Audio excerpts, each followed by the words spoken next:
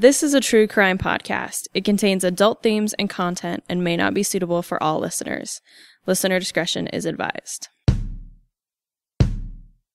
He said, "You know what this is?" I said, "Yeah, it's a razor blade." He said, "I got you at my mercy, don't you?" And here, they were guards and I was a convict. And that's the way it was. You knew where you were. He says, "I wish you would just learn to behave like ladies." And he said, "If you draw any blood, I'll kill every man in there." So the man dropped the knife and turned to the other men that were with him that he had set loose out of the various cells and said, "Well, he means it. He'll kill us if we don't give up." So they gave up. You do your own number, you do your own time. If you hear something, you keep it within yourself. If you see something, you're blind to it. I don't care if it's a killing, whatever. You just don't see it. Welcome, ladies and gentlemen, to Behind Gray Walls, a podcast about the old Idaho State Penitentiary and the men and women who are incarcerated here. My name's Anthony. I'm at the old pen in the trenches right now. I'm speaking to Skye in Texas. I'm in Texas in my closet, which is pretty much the same thing. So yeah, it probably feels the same. Yeah. That's great. The only difference is there's not a bunch of visitors clanging the machine gun around. Yeah. Hopefully there aren't any visitors like in your bedroom while you're doing this. That would that would be very scary. That would take this true crime podcast to a whole new level. Yes, it would.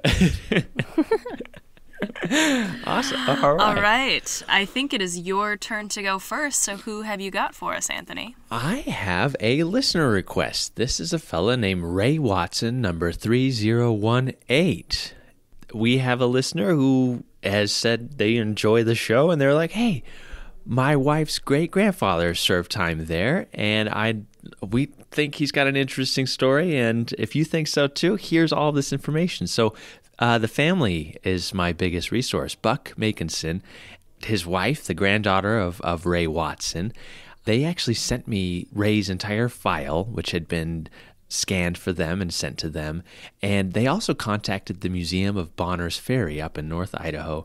And basically, he sent me 3 giant emails full of information. So I did a little extra research. I went through, of course, the Idaho Statesman and Ancestry.com to find a little bit more information. But for the most part, most of it was kind of done for me. And it was just kind of cross-referencing and just digging through a giant file full of information. So Ray Watson.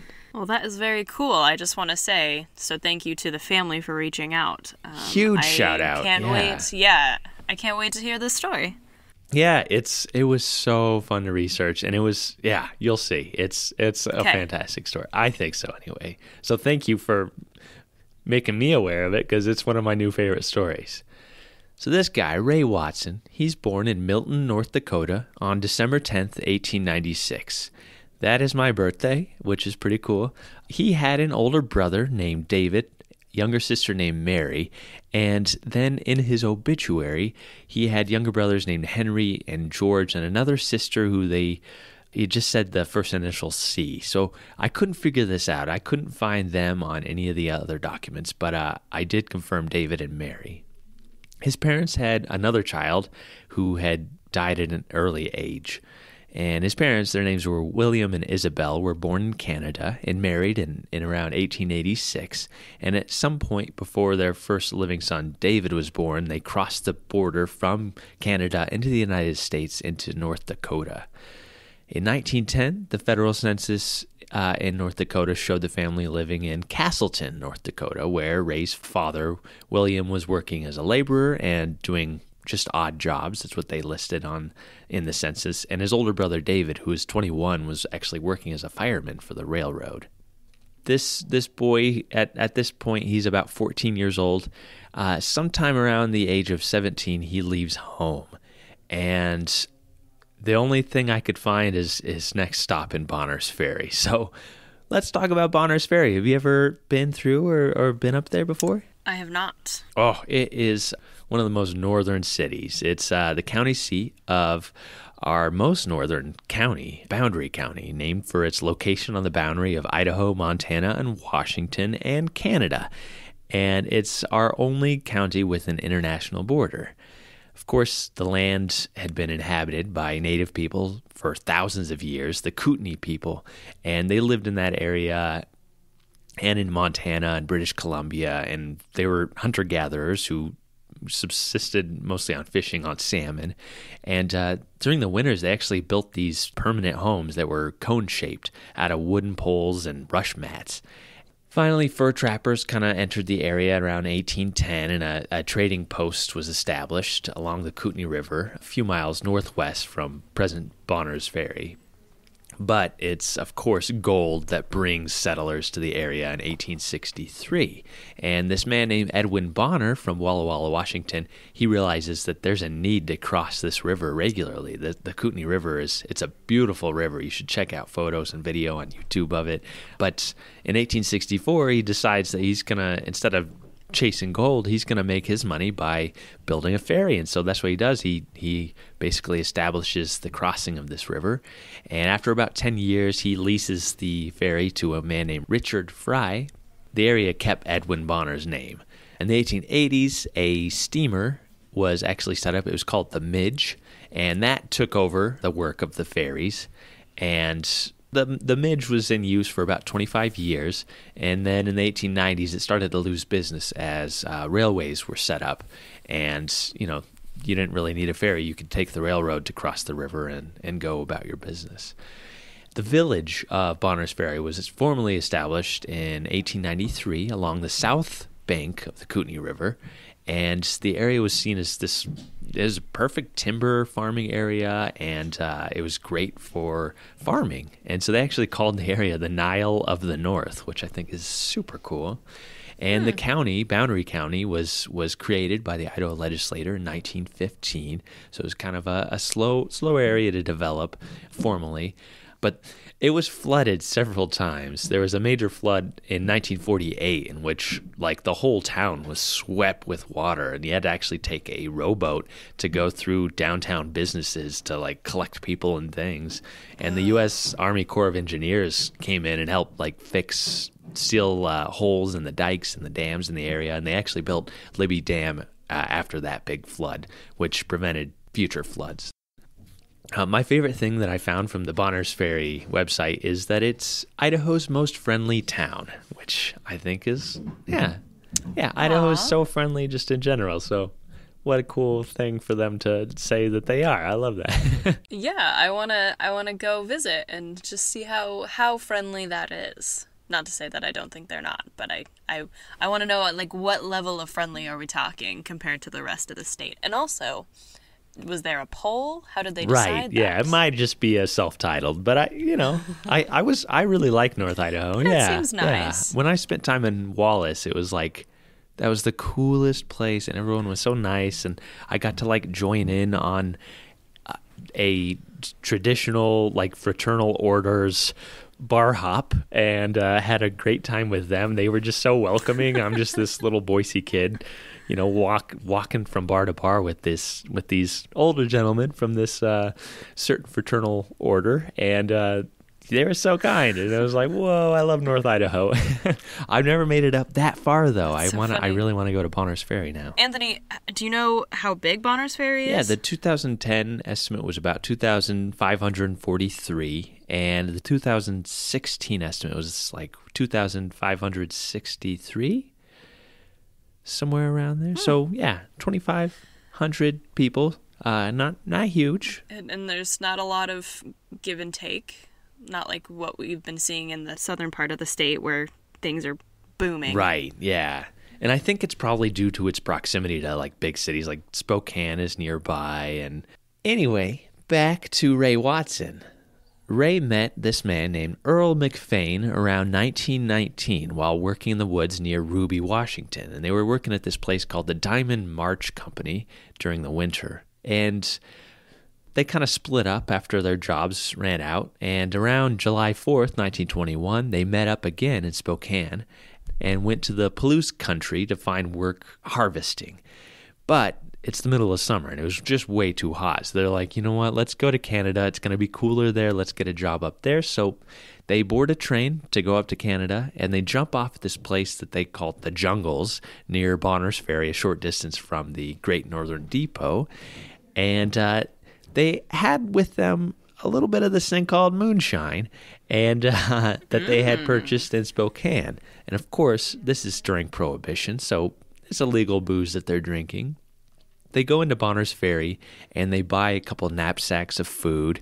They're kind of just drinking and having a good time. And they went by this bank and they kind of joked about, we should rob this bank. And Earl brought up the idea, and Ray, as they were walking towards the bank front door, he got spooked and he said, no, let's not. That's not a good idea. They weren't intoxicated enough, really. So they decide, they kind of walk out to the woods. They find a little area next to the river, and they set up camp. On July 28th, 1921, Ray and Earl, they crossed this little bootlegging joint, and they spent the morning drinking. So basically 10 a.m., they start drinking, and Ray decides that he wants some Canadian whiskey. So he asks around, hey, are there any places where you can get some good whiskey from Canada? And of course, there is a place. And so they send them to this place. They buy some whiskey, some Canadian whiskey, and they start mixing moonshine with Canadian whiskey. They finish their supply of booze, and it's about noon, and they decide to head into town. And while wandering in this drunken state, Earl again suggests, let's stick up the bank. And without any preparation, they don't even have a bag to put money in, anything like that. They head into town, they head towards the bank, and because of their buzzed minds, they decide it's a good idea. They walk to the front door of the First State Bank of Bonners Ferry at 12:30 p.m., and actually, Earl initially backs out. He goes, no. And Ray actually grabs the gun and he says, you big coward, I can rob the bank myself, and walks inside. Oh. Yeah. And they're wearing like overalls. They don't have a bag to carry anything. But Ray's got a revolver in his hand. And he walks up to one of the men in the cashier's window. Earl follows in behind him, and the assistant cashier, his name was Mr. Hanson, had been just sitting there reading the paper and didn't see him walk in with a gun. And he sees him. He's kind of bolted to his feet. Earl actually comes up behind that cashier and tells him to put his hands up and walk to the safe. And so he does it. He opens up the safe while Ray stands watch with the revolver, and they notice a woman, actually a teller. Her name was Mrs. Stewart, who was also ordered to follow the cashier to the safe with Earl. And he starts grabbing packages of money, all this cash, into his overalls, into all of his pockets. And actually, one of the folds of money actually burst open and scattered across the floor. So he's like bent down, picking up wads of $20 bills. And he remarked to one of them, he's like, oh, these are worth a lot of money. I mean, he was very intoxicated. And he refused to take any gold or silver, but he did grab $10,000 in bonds, 10 bonds worth $1,000 each. He steps out, he slams the door, leaving these two bank employees inside. Uh-oh. They walk outside, and they start heading towards the train depot and start following the tracks.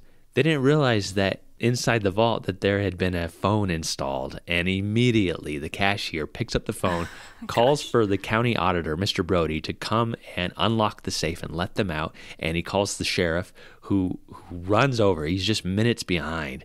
The sheriff actually investigates, he finds out what happens, and then he contacts all the nearby towns and even towns in the Canadian border. Mounted police were called to keep lookout for these two thieves.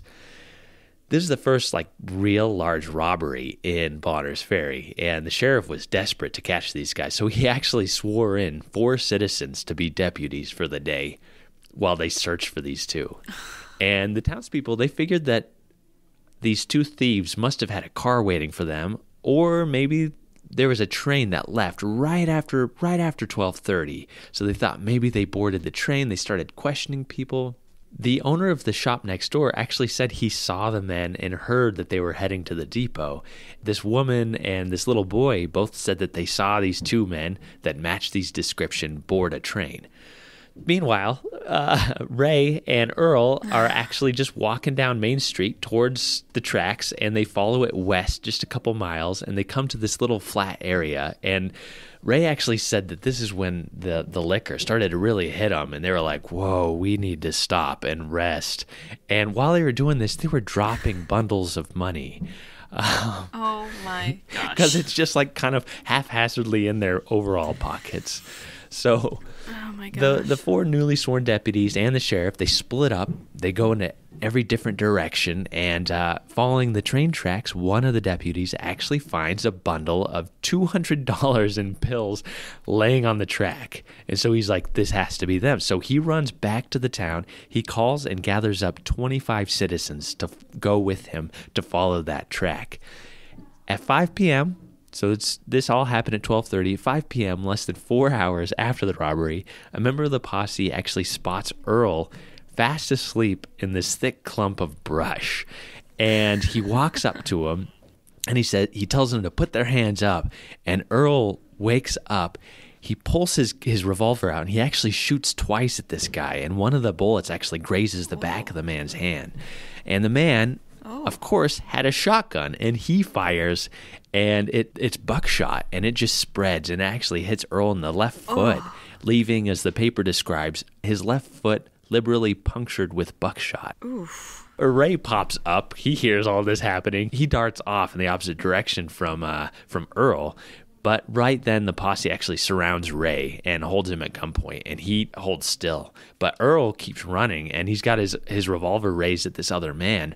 But he stopped when he sees another with a barrel aimed right at him. And so he stops. He offers the revolver to his captor, but he had what they called the business side still pointed at his captor's direction. And the citizen was like, none of that, drop it. And so Earl drops the gun, and then he actually bops down to pick it back up, and the guy goes, nope, I'll shoot you. And so he stands up, he puts his hands up in the air, and they arrest him, and they take these bundles, these wads of money, they're still just in their overall pockets, out. And they had money tucked away in every pocket, including the $10,000 in bonds bundled in an inside pocket of Earl's vest. And in all of this, about $2,200 were missing from the cash.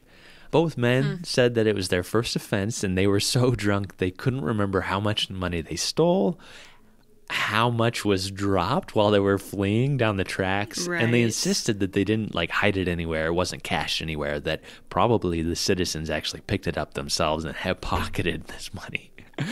So they're brought to the county jail, and this crowd actually surrounds it, and they go in to see them. And detectives from Spokane actually come because there have been several robberies in the area earlier in 1921, but they didn't match the description of any of those thieves.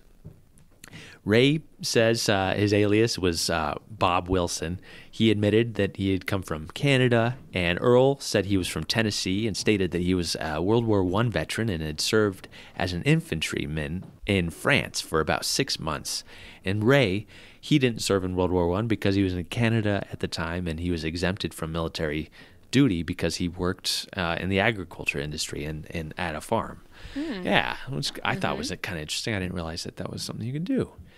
And the newspaper made this fun observation about the whole thing. They said, the fact that private citizens of Bonners Ferry turned out in such numbers to hunt down a pair of bold bandits and succeeded in capturing them in a few hours will undoubtedly be a warning to other criminals that Bonners Ferry is a good place to pass up, which I thought was so funny, that these guys are not messing around. They will come get you, so don't even try it. I love that. So, sentencing, both men were actually, they both pled guilty to it, and they were both sentenced to from 5 to 25 years in the state penitentiary. Wow.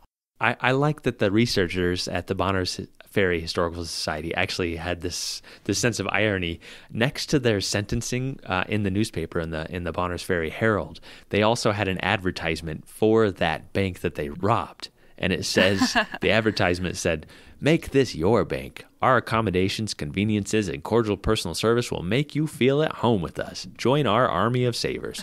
Open an account today and watch it grow. 4% interest added. First State Bank of Bonners Ferry, Idaho's oldest bank in the county." Yeah. Ray's intake paper. Name, Ray Watson, alias Rob West.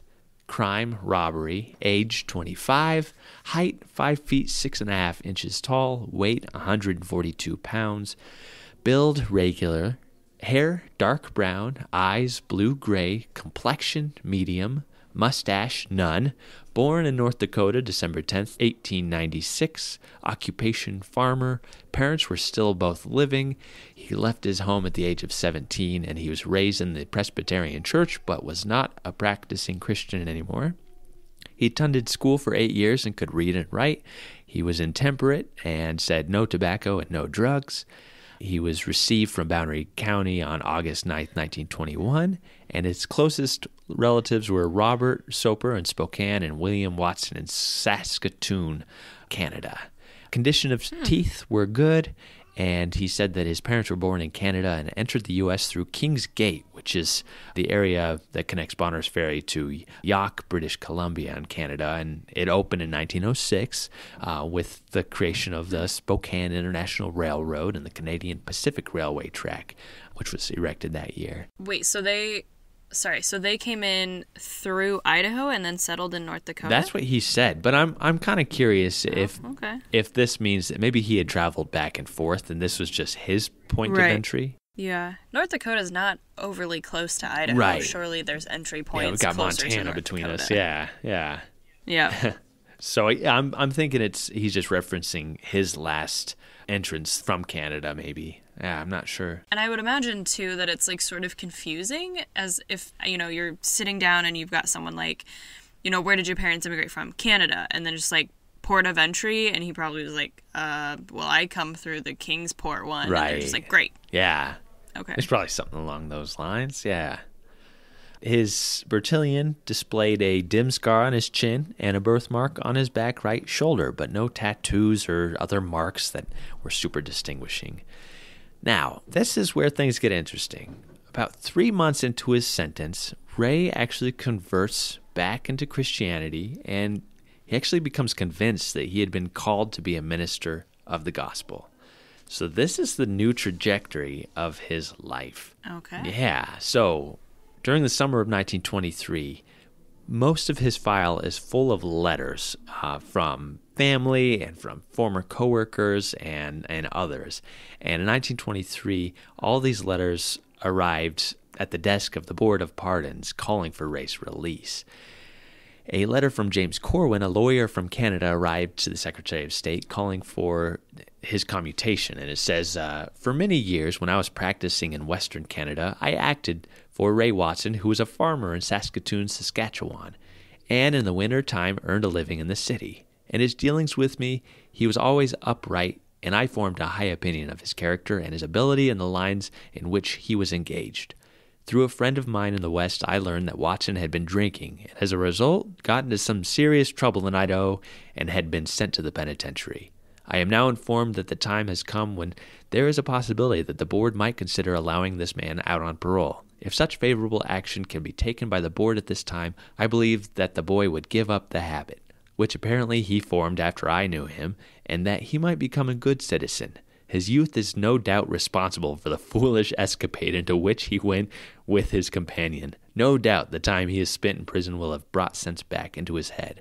If a pardon can be granted to Watson, I should be delighted to hear that he had been given his freedom. Sincerely, James Cohen." And then the prosecuting attorney from Bonners Ferry also wrote a letter saying, "I take pleasure in recommending a pardon for Ray Watson. It seems to me justice would be done in this matter by granting his pardon. Abraham Lincoln said he never abused justice, only on the side of mercy.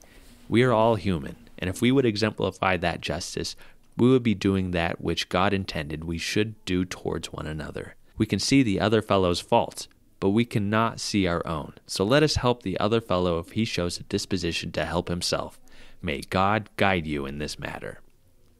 So it was obvious to these two, lawyers that This man had converted, and he was dedicating his life to preaching. Unfortunately, this isn't enough. Even the person who sent him to prison, the prosecuting attorney, it wasn't enough, and he was denied pardon October 8th, 1923. But the Secretary of State noted that his sentence was commuted to 5 years with good time allowance. So that would make his release date May 9th, 1925. Now, Earl McFane, he actually served the full 5 years, and he was released. But after about 6 months, he attempted to rob another bank and was captured. So he returned to the prison, and then they realized that he was coming to the end of his life. He was suffering from tuberculosis, and so they actually sent him to the sanitarium. And I didn't see what occurred after that, but we can only guess that it probably led to his death ultimately. Yep. But Ray, he was released from prison May 9th, 1925. He left the prison, returned to Canada, and he stopped in Bonners Ferry on his way north and vowed that he would return someday. Soon after, he was actually ordained with the International Christian Fellowship. January 1st, 1926, just about 7 months after he's released, he actually marries Essie Huckaboy at Saskatoon, Saskatchewan. And ironically, Essie was an employee of a Canadian bank that had been robbed. Yes. She had been robbed. Yes. How crazy is that? So they both lived both sides of this crime. And it seems like they had a great marriage. On April 22nd, 1929, a letter from the mayor of Campbelltown, New Brunswick, Canada, asked the warden in the penitentiary about Ray's past, and he wrote, "Dear sir, there's a man in our town with his wife who claims his name is W.R. Watson. He claims he was a bank robber and was sentenced to serve 25 years in the state penitentiary, was converted in prison. He's an evangelist and is holding meetings here. He refers to you to verify his statements. Would you please let me know by return mail if what he states is correct, and any other information you can give will be greatly appreciated." And Warden Wheeler responds, stating that, "In answer to your letter of the 22nd regarding Watson, an itinerant evangelist will say that he served a term here for a bank robbery and is now capitalizing his experience as a bank robber and convict, and his conversion in prison is played up as a highlight in his evangelistic act. He is not vicious, and his record at the prison was good.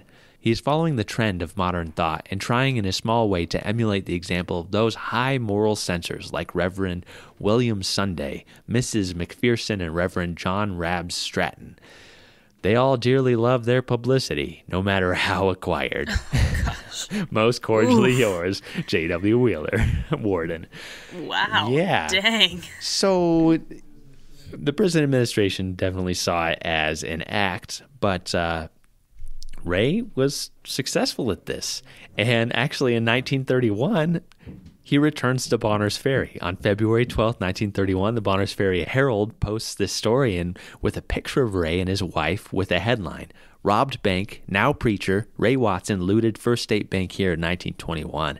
And the story, it recounts the robbery and his conversion in prison and the fact that his wife, an accomplished gospel singer, toured the country with him. And it states that he isn't affiliated with any church but preaches an interdenominational service in which he tells the story of his life and preaches the gospel. This should be of particular interest to the people of Bonners Ferry, many of whom will recall the exciting incident that changed the life of Ray Watson from a bank robber to a preacher of the gospel." And he held these services at this place called the Rex Theater. They let him use this theater at no charge. And at one point, Essie and Ray were eating lunch at this little restaurant. It was called the Cat and Fiddle, which is like, what a cool name for a restaurant, the Cat and Fiddle. And Essie actually asked Ray, "Hey, where's the bank that you robbed?" And he said he didn't know because the town had changed so much in those 10 years.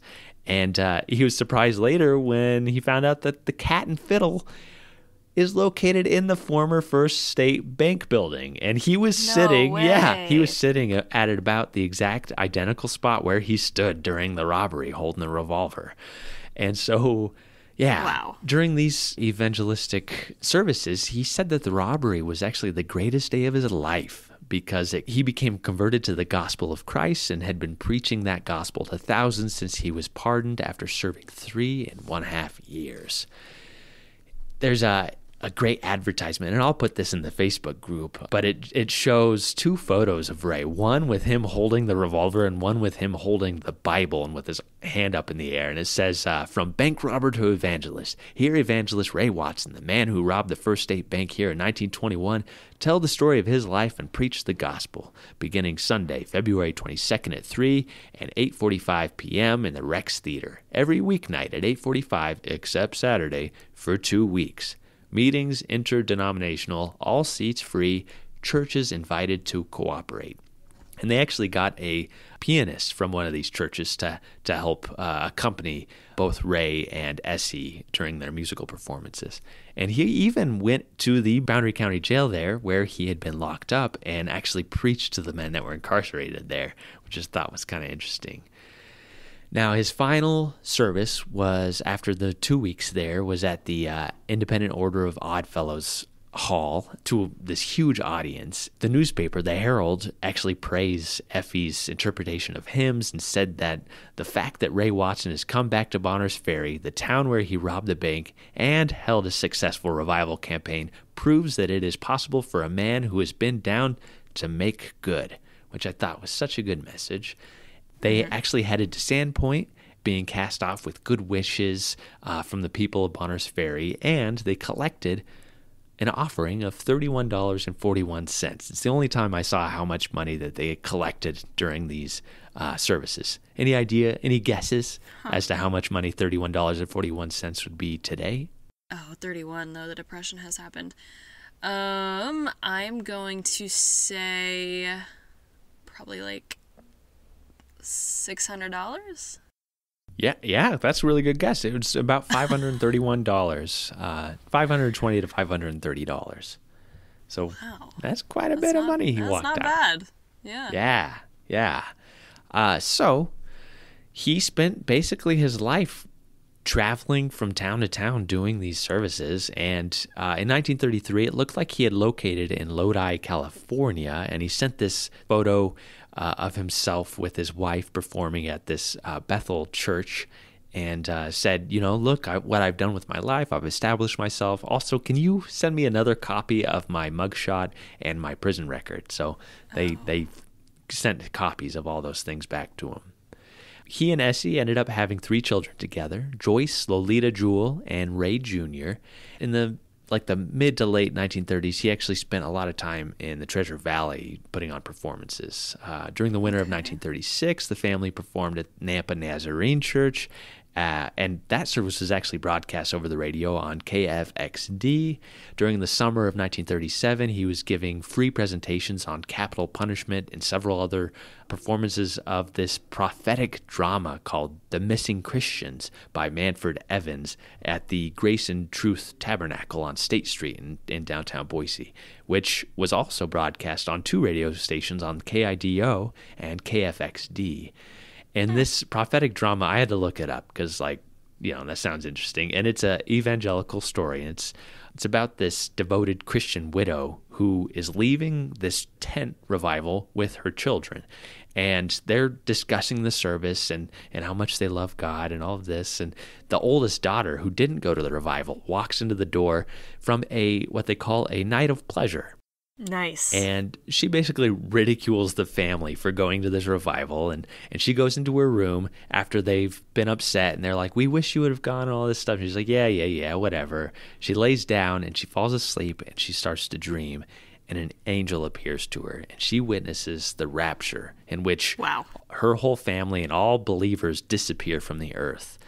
And she witnesses the end of days and is kind of led back. And she wakes up after seeing all these horrible visions, confesses her sins, and returns to Christ. And if you want to watch it, there's a version from 1952 on YouTube that I kind of skimmed through, and it was pretty interesting. It's interesting world that they Ray came from that I have no connection to. So. Right.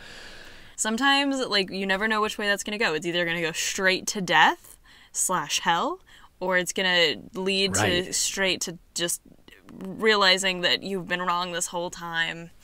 I don't know, they're so interesting. The sermons that he was preaching at that time, I actually found the titles of those. And one of them is the end near, and will there ever be another presidential election? That feels a little like today, to be honest. Right. Oh, my gosh. I feel like somebody's probably giving this same sermon right now. Will there be another presidential election? I don't. Who knows? We live in a wonderful country. It'll sort itself out. So the other one was the miraculous escape of the cashier and stenographer from the vault in which they were placed at the time of the robbery, and was Mrs. Watson the stenographer, which I thought was such a funny name for a service. But he performed at Municipal Park in Boise, and he actually had his oldest daughter, Joyce, perform and sing with his wife at these meetings. And the final performance he had in 1937 was at the Oddfellows Temple in Caldwell, just kind of like in Bonner's Ferry. Mm-hmm. Now, I imagine he probably just continued to do this to his dying day. I came across one article, and I couldn't find anything about his death anywhere except for this one newspaper article that said that he died on May 31st, 1946. And they listed his age as 50, but I think it would have been 49 unless his birth date was incorrect on his intake paper. But it said that he left behind his wife, 3 children, a mother, and 2 brothers, Henry and George, and a sister, C.F. Mooner, all of Saskatoon, Saskatchewan, Canada. And he's buried at the Catholic Cemetery in Saskatoon. Wow. So that is the crazy, life, crime, and rebirth of a man who dedicated his entire life to preaching after an experience that he had at this prison, probably at this point in the 1920s in the basement of the dining hall where the chapel probably was located at this time. Wow, that is fascinating. Yeah. Huh. It's an interesting story. Yeah. He's kind of a man God made again, which is a thing we're going to hear when we talk about Harry Orchard. And they would have, maybe those two hit it off, and maybe that was a point of their conversion. But wow, interesting. Thank you, Buck Makinson. Thank you for reaching out to me and revealing this story to me. This is one that I don't know if I would have come across it for a while. Right. So super fascinating stuff. Yeah, that's awesome. This is also our first Canadian inmate. Have you ever been to Canada? I went to Vancouver, actually, for my honeymoon.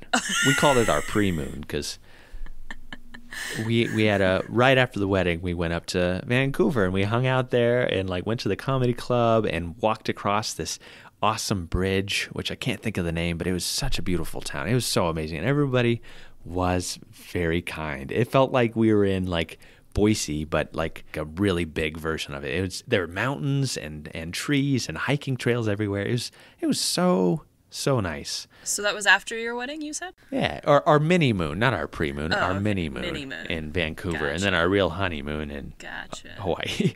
Have you ever been? Kind of. Several years ago, my family was in New York, and we crossed the border into the Canadian side of Niagara. So I technically have been, but it didn't feel any different. It was just we're just in Canada now. But I do want to go. I really, really want to go to Montreal, really badly. Oh, yeah. So one day, but I'm fascinated by Canada. I really would like to visit more. Well, that was fascinating. Ooh, nice it was a lot. Work. Yeah. Thank you. Yeah.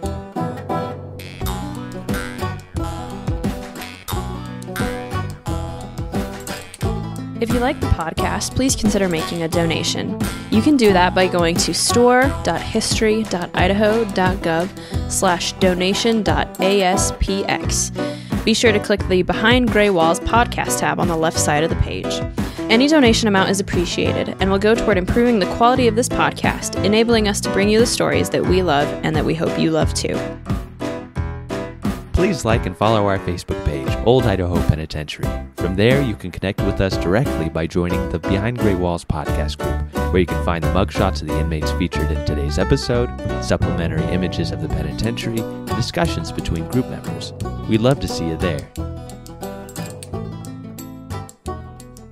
Well, I'm excited to hear what you've got for us today. Yeah, mine is not quite as, well, I guess it is actually equally as exciting. There are not as many details, but such is the case with our early women. So today I have got number 1482, Cora Stanfield. And Cora is our first lady that we are going to talk about who committed adultery to get into the penitentiary. Oh. She was here from Canyon County. She was here on a 9-month sentence. So adultery it's so fascinating. We had, I think, if I remember right, I think we had about 7 women in for adultery. Some didn't have any details. She had a few, but actually I found them through the newspaper. So that was very exciting, especially because she came in so early. So my sources, her inmate file, Ancestry.com, the one newspaper article I found on Chronicling America, and then I did also use the official website of the Idaho legislature. And we'll get into why that is in a few minutes. So, Cora Stanfield was born Cora Del Morse in Walla Walla, Washington Territory in September 1872 to Franklin B. Morse and Mary A. Morse. She was the youngest of 2 kids. Her older brother Charles was about 2 years older than her. It seems that her parents separated by at least 1885 because there is a Washington Territory census that lists Franklin, Charles, and Cora in the same household, but no Mary. So her parents were separated, probably divorced, and by 1897 I found a record that Mary had married a man named Richard A. Phillips. So that's about 12 years after I first found this census that has no Mary in the household. So, but it seemed that Cora and Charles and Franklin got along just fine. She stayed with her family until she was about 22 years old. And at that time, on November 1st, 1894, she married Edward Stanfield in Walla Walla. Just a little bit about Edward, or Ed. He was born in 1873 in Washington, so he and Cora were about the same age. He was the last of 7 kids, though one might have been adopted. So I think there were 6 Stanfield kids and then one of this adopted one, because he had, on one census, he had a different last name, and he was a little bit older than Ed was. But then in the next census, he had the same last name. So there were 6 Stanfield kids and then one adopted, who was adopted into the Stanfield clan. And the family were farm laborers, which I would imagine that the Washington Territory is very similar to the Idaho Territory in that regard, that it's a lot of labor and agriculture until these towns start to develop. So Cora and Ed had a daughter. Her name was, I think this is how you pronounce it, Leatha, Leatha, Leatha maybe? Leatha Hazel Stanfield. She was born on June 25th, 1897, so it was about 2.5 years after they were married.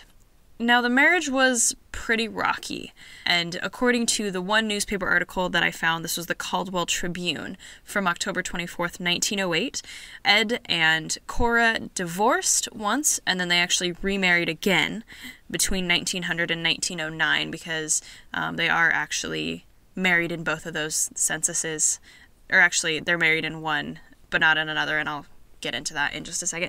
So they divorced once, remarried again, and then they separated because it still wasn't getting any better for them. So during this separation, Cora and Leatha, I'm just going to call her that, they go to Yakima, Washington, while Ed remains in Walla Walla. Now, interestingly, the newspaper article says that they go to Yakima, Oregon. There is no such place, so I assumed that it was Yakima, Washington, though given where she ends up in Idaho, it would make more sense that she was in Oregon. So I don't know.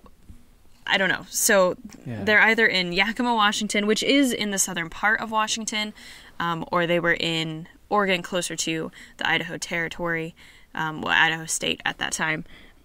So I don't know where exactly they were, but they were somewhere there.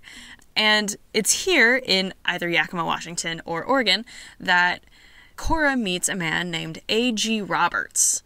The Caldwell Tribune actually calls him G.A. Roberts, but A.G. is a local carpenter. And so A.G. Roberts was born in Mills County, Iowa in 1868. He attended school for only 2 years, and he was raised as a Quaker, which was kind of fun. We don't get many Quakers in the penitentiary. So he was married, he was also separated, he also had one child. So Cora and A.G. sort of had a lot in common there, and so they hit it off and they began an affair. And so Cora and A.G. decide to move to Nampa, and Cora brings Leatha with her. So I won't get too much into the Nampa history because Anthony covered it already in episode 3 of this season with the story of George Hamilton. But just a reminder, Nampa was a true railroad town just southwest of Boise. And the current day, it is actually home of the Snake River Stampede Rodeo, which is one of the top 12 rodeos in pro rodeo circuits. So I didn't know that. Yeah. I think I went once when I was like really, really little, but I haven't been since I was older. And Nampa is currently growing quite a bit. I'm going to throw in this plug because this is who I am as a person. It is also home to the Idaho Center, which is where Cher is coming to play in April of 2020, so please go. I'm so jealous. Can I tell you, this is just a side note, and this is very funny to me. So Cher announced that she's going to go all these like little places. She's going to like Casper, Wyoming, and like all these little places. Do you want to know the amount of people who within 20 minutes of that announcement had like in some form communicated with me that Cher was coming to Idaho? Oh my gosh. It was like at least six. Oh, and JC was one of them. Yeah. And you were one of them also. Yeah. It just made me laugh. What if she listens to this and she gives us free tickets? Okay. I would start crying. I don't know. Well, granted, I cried twice at the first concert that I saw her at, and so I would cry so much seeing her in Boise. Because the last time she came to Boise was on her quote-unquote farewell tour, and I was not quite into her yet. I got into her like a couple months after she came, and so I was like, oh, I'm just never gonna see her because that was her farewell tour. And then she was like, just kidding, I'm gonna go on 3 more. So I've seen her twice. Anyway, total sidetrack. Go see Cher at the Idaho Center in Nampa, Idaho. She's the best. This is not endorsed by the Idaho State Historical Society, just by Skye. Just by me. Oh boy. I'm a nerd. So, Nampa is also home to Northwest Nazarene University, and so it makes sense that Ray actually would have been preaching a little bit out there. And then the population in 2010 in Nampa was 81,557, and the 2018 estimate is 96,252. However, there was a Daily Statesman article from an author, Kate Talacero, I apologize if I say that wrong. This is from April 22nd, 2019, that Nampa's estimated population was now at 102,030 people. It was the third city in Idaho to hit 100,000 behind Boise and Meridian. So Nampa is growing, and it's actually going to grow even more because we just got Amazon to put a warehouse out in Nampa. Mm-hmm. So that whole area is going to explode with population here soon. But it obviously would have been a much smaller population at the time of Cora and A.G.'s affair. Yeah. Probably between about 1,400 and 1,600. Just not very many people out there. It's all mostly agricultural. But he is a carpenter, so he probably does have a little bit of work out there. Cora and A.G. apparently lived in Nampa, quote, as husband and wife with Leatha. So they are just living their lives out there, but that's not allowed. We don't know how long they were together. We just don't really know that much about their affair. These are details that for some reason the prosecuting attorney didn't want to get into. I don't know. I don't get it. Ed, he travels to Yakima, or Oregon, and he learns that Cora and Leatha aren't there any longer, and he's going, well, what do you mean they're not here? And so he doesn't know where to go, he doesn't know what to do, but he has a business to go back to. So he goes back to Walla Walla, and he resumes his business, and he sends his brother to find out where they might be. So his brother goes on sort of a PI mission, and he finds them in Nampa, and he turns Cora and A.G. into the police for adultery. Warrants are issued for their arrest. Wow. So here's a fun fact, and Anthony, you know this, that Adultery is still a crime in Idaho under the statute 18-6601. That was last revised in 1972. So here isn't the official wording from the official legislature website. Just be advised, if you do this, you could be arrested for adultery. So the official wording, quote, a married man who has sexual intercourse with a woman not his wife, an unmarried man who has sexual intercourse with a married woman who has sexual intercourse with a man not her husband, and an unmarried woman who has sexual intercourse with a married man shall be guilty of adultery and shall be punished by a fine of not less than $100 or by imprisonment in the county jail for not less than 3 months or by imprisonment in the state penitentiary for a period not exceeding 3 years or in the county jail for a period not exceeding 1 year or by fine not exceeding $1,000. Oh, that is so wild. It's so wild. So you can have, basically, you can be fined $100 between $100 and $1,000, or you can be kept in the county jail for 3 months to a year, or the state penitentiary for up to 3 years if you commit adultery in Idaho. This is not one that is enforced much anymore. I've told people kind of this fact before, and I've heard a lot of people joke like, "Oh, a lot of people would be in the penitentiary if that were the case." I have no frame of reference for adultery in the state, but it is still a crime, and I find that so fascinating. Yeah, I think now it's used as like a lesser punishment for certain crimes. Well, as of 2018, there is on IdahoDivorceCenter.com, there is a question that is, can text be used to prove adultery in Idaho? Okay, so here's a Spokesman Review article from September 4th, 2016.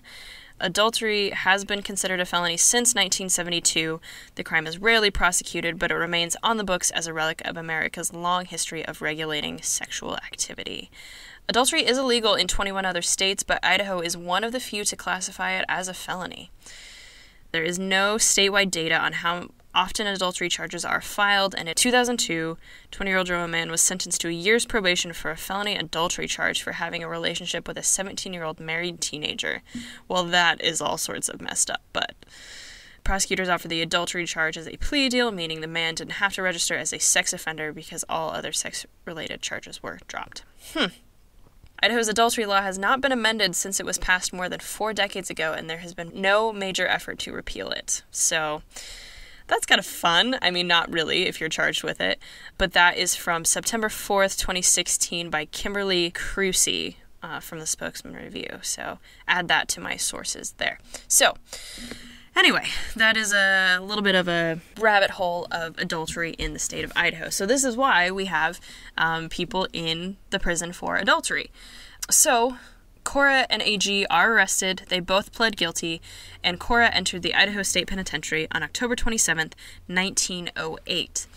Supposedly, Cora and AG had planned to marry after she had divorced Ed, but they were arrested before she sought the divorce, and obviously those plans were called off.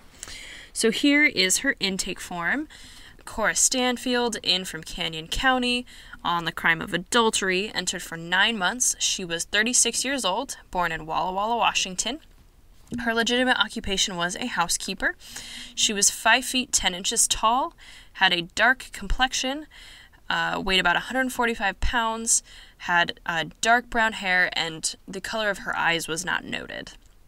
She was separated with 1 child. Both of her parents were still living. She had attended Sunday school through the Methodist Church, but she was not a member of any church upon her arrest. She had a common school education and attended school for 8 years, which for kids in this time period was fairly common. Oftentimes, boys dropped out a little bit earlier because they had to help with agriculture, and women didn't attend really past their 8th year or 7th or 8th grade just because, like, why do you need more education than that? She was abstinent in her habits of life. The current nearest relative was Frank B. Morris, her father, in Walla Walla, Washington. And the property found on her, she had $17.50 in cash. She had a watch, a chain, a ring, a bracelet, a gold stick pin, which I think is usually for hats, a side comb, and keys. And they are keeping it in a package in the warden's office for her release. Is she wearing a little hat, like a bonnet in her mugshot? No, well, I can't tell if that's her hair. There is, like, something kind of on her head, but it looks like it might just be her hair. Oh, because it's a funky hat, if it is a hat. But there is something sort of that goes almost like a lump on the top of her head from one side to the other. I think I always just assumed it was her hair. But it could be, if she comes in with a hat, that would make sense as to why she has a stick pin. So there are only 5 documents in Cora's file, so we just don't know anything about her time in prison. But she must have been pretty well behaved, and also it was adultery, so she didn't have to stay for too long, kind of as it was. Right. She was given a free and unconditional pardon on April 7th, 1909. She served 5 months of her 9-month sentence. So after this, Cora returns to Washington and to Ed Stanfield. I don't know what happened to AG. I did find his intake form on Ancestry.com from the prison. That's how I knew he was a Quaker, but I couldn't find they didn't have his pardon document in it, and so I couldn't see when he got pardoned. I would assume he was probably released around the same time, but I'm not totally sure about that. So then on May 15th, 1909, this is about a month after she's released from prison, there is a marriage certificate from Walla Walla, Washington, and she is married to Ed Stanfield. Huh. This is their 3rd marriage together, if that Caldwell newspaper article is correct. And this is why I said sort of at the beginning, I sort of made that jump where in 1900 and 1909, they were married still. Yeah. And that's because they actually got remarried. And here's a little fun fact. I don't know if this was sort of a poke at Cora and AG, or if he sort of had switched his occupation, but Ed lists his occupation on the new marriage license as a carpenter. So it seems like a little bit of a, haha, isn't this funny? We were arrested for adultery with a carpenter, so I'm going to get that job in. Guess what I'm going to do now? He could have, right, because he doesn't list that in any of the censees following that. He's always listed as like a farm worker, so that's why I think that was sort of a jab at her.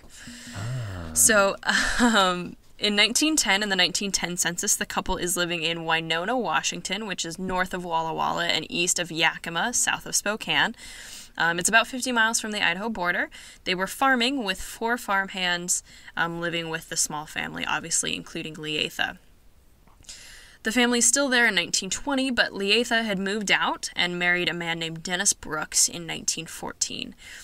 By 1926, Ed and Cora had moved to San Jose, California, where Ed worked as a clerk.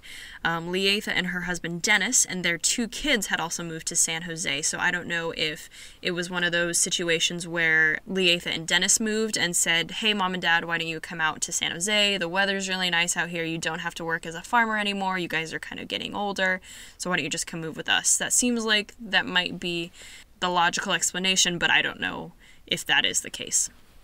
Regardless, they're out there in San Jose. In the 1930 census, Ed and Cora both worked and actually lived at the Vendome Hotel. Cora was a housekeeper and Ed was a cook. So Cora lived out the rest of her life in California. She died on July 22nd, 1938. The records say that she died in Los Angeles, but I couldn't find any reason why she would have died in Los Angeles. I found a city directory that from 1938, like a record that actually places her in San Jose, which is way further north than Los Angeles. So I don't know if it was a misprint, if for whatever reason she went down to Los Angeles really briefly, if maybe she was sick and they had better hospitals in Los Angeles. That'd be my I guess, couldn't find, I couldn't find any reason for her to be hospitalized. There wasn't a cause of death listed on her death record. But she does die in California. She was 65 years old. And so that was in 1938. Ed actually remarried by 1940, and he died in 1951. So that is the brief and unfortunately not overly detailed, but still interesting story of Cora Del Morse Stanfield. It's crazy how she comes full circle and remarries Ed. Yeah. It's super interesting to me. Was that a societal pressure, or did she actually love Ed? I don't know. Yeah, I could see it both ways because it could have been a situation where she sort of realized that she did have a good life with Ed and maybe she loved him enough to return to him. I mean, they did stay married between 1909 and her death. That's 30 years. So I don't imagine if they had been divorced twice already that if they didn't love each other, they would have just been like, forget it, let's just get a divorce for the last time. Yeah.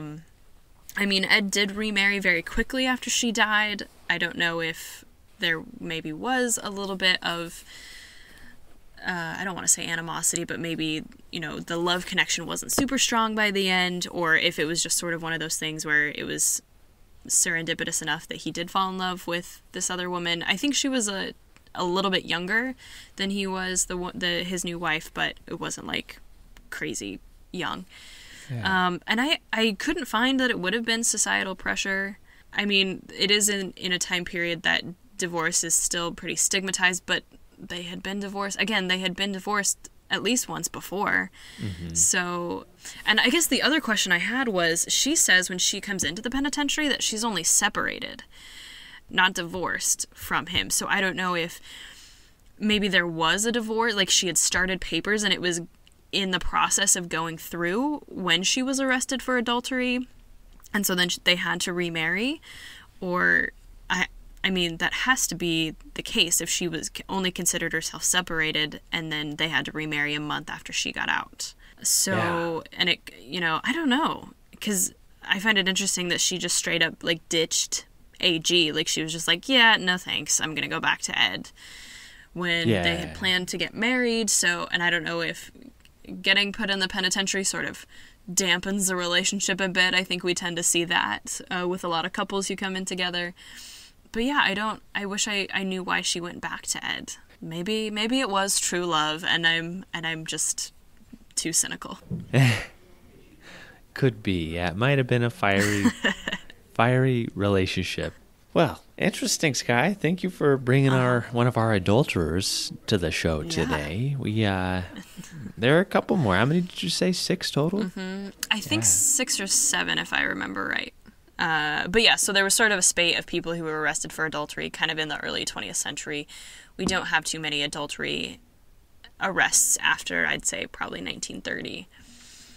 So, we'll have to maybe dig into a few more of those. Yeah, it's fascinating that that's still a crime you can be charged with here in Idaho. I recommend to our listeners out there, don't commit adultery. Just, if you're unhappy, get a divorce. If you're happy, stay in it. Yeah. Don't get arrested. Don't get arrested. Yeah. Do your own time. Do your own number. Yes. Don't get put in prison for cheating on your spouse. Seriously. All right. Well, anything else, Skye? I hope everyone has enjoyed the 2nd season, and if you like it, let us know, and maybe we'll be back with a 3rd. We'll talk to you all next week. Thanks for tuning in. Bye-bye.